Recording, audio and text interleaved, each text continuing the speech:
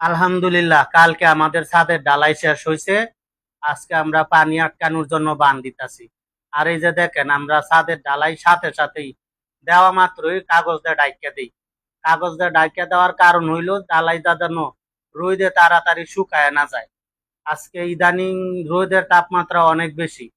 রোদে ঢালাই তাড়াতাড়ি শুকায় গেলে ছাদে ফাটল দেখা দেয়, চুল পাড়াতে হয়। অনেক সময় মহাজন এসে জিজ্ঞাসা করে ফাটল কেন দিল, কোনো সমস্যা হইল নাকি। এই জন্যই আমরা কাগজ দিয়ে ডাইকা দিই। এই যে লিফটের ঘরের কলম বানতাছে, আর আমরা ইন্দা ছাদে বান দিতাছি। দেখেন, ওই যে কেউ কেউ কলম বান দিতাছে, কেউ স্টিলের ফর্মা কারা করতেছে। আমরা ছাদে পানি আটকানোর বান দিতাছি। আমাদের কাজের ভিডিওটা ভালো লাগলে লাইক কমেন্ট শেয়ার করে দিবেন। কারণ আমরা রাজমিস্ত্রি, অন্যদিকে ভিডিও করবো এই সময় পাই না। তাই আপনাদের সামনে আমাদের কাজের ভিডিও দেই। ভালো লাগলে লাইক কমেন্ট শেয়ার করে দিবেন, অন্যজনদের দেখার সুযোগ করে দিবেন।